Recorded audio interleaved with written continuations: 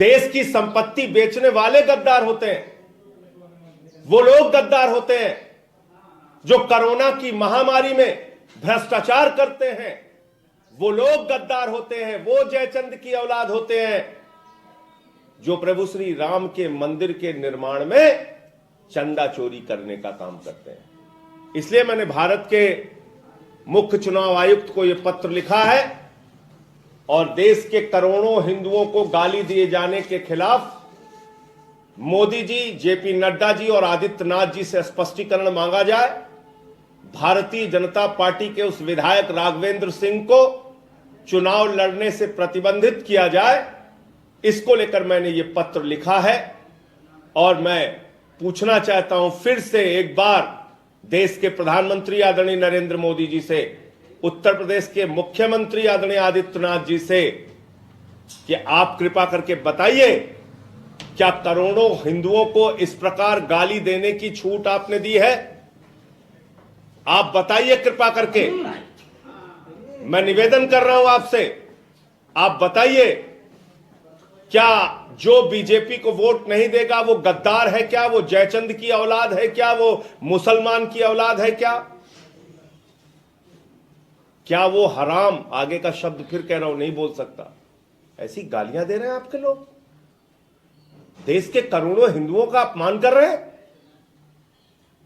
अरे हम अपने मां बाप की औलाद हैं और हम भारतीय जनता पार्टी को वोट नहीं देते। एक नहीं, 1000 बार इस बात को कह रहा हूं। मैं अपनी पिता की औलाद हूं, अपनी मां का औलाद हूं और मुझे फक्र है इस बात का कि मैं अपनी मां बाप की औलाद हूं, लेकिन भारतीय जनता पार्टी को वोट नहीं देता। ऐसे बहुत सारे क्षत्रिय हैं, ब्राह्मण हैं। वो खुशी दुबे की मां, अगर वो बीजेपी को वोट नहीं दे रही है तो वो गद्दार है। वो प्रभात मिश्रा जिसका फर्जी इनकाउंटर आपकी सरकार ने करा दिया, उनके घर के लोग अगर बीजेपी को वोट नहीं दे रहे हैं तो वो गद्दार है। वो ब्राह्मण समुदाय के लोग जिनके ऊपर आपकी सरकार ने अत्याचार किया, वो नौजवान जो लाठियों से पीटे गए, वो किसान जो सड़कों पर बैठे रहे, 750 किसान शहीद हो गए, वो कोरोना की महामारी में नदी के घाट पे जो लाशें पाई गई, उनके परिवारों के लोग अगर बीजेपी को वोट नहीं दे रहे हैं तो क्या वो गद्दार है, जयचंद की औलाद है, मुसलमान की औलाद है? मैं पूछना चाहता हूं आदित्यनाथ जी से और मोदी जी से और उत्तर प्रदेश के सभी हिंदू मतदाताओं से यह अपील करना चाहता हूं, इस गाली को, इस अपमान को अपने वोट की ताकत से जवाब देने का काम कीजिएगा। मुझे सिर्फ इतनी बात कहनी थी। आपका प्रश्न?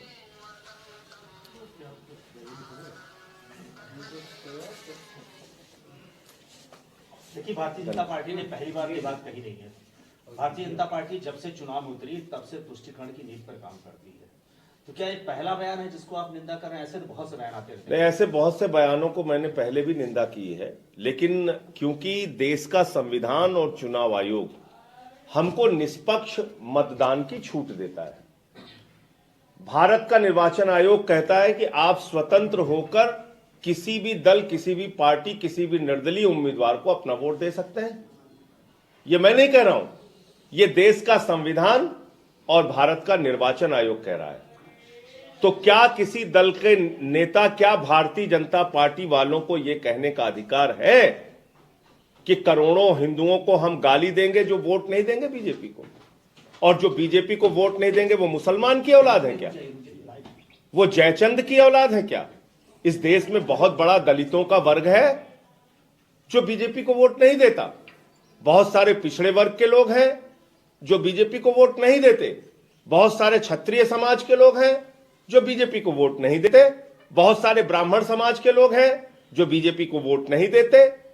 बहुत सारे वैश्य समुदाय के लोग, कायस्थ समुदाय के लोग, सवर्ण समुदाय के लोग हैं जो बीजेपी को वोट नहीं देते और वो हिंदू हैं। तो क्या वो जयचंद की औलाद है? क्या वो मुसलमान की औलाद है? मैं पूछना चाहता हूं, गद्दार कौन है? क्या बच्चों को, हमारे बच्चों को नमक रोटी खिलाने वाले वो गद्दार नहीं है? देश की 6.5 लाख करोड़ की संपत्ति बेचने वालों को क्या कहा जाता है? आप बताइए मुझे। तो इसलिए मैंने ये चुनाव आयोग को शिकायत की है कि इसका संज्ञान लें और ऐसे व्यक्ति को चुनाव लड़ने से प्रतिबंधित करें। और आदरणीय नरेंद्र मोदी जी से, आदरणीय जेपी नड्डा जी से और आदरणीय मुख्यमंत्री आदित्यनाथ जी से इसका स्पष्टीकरण मांगे, ऐसे व्यक्ति को उन्होंने टिकट क्यों दिया और अब तक उन पे कार्रवाई क्यों नहीं की। धन्यवाद।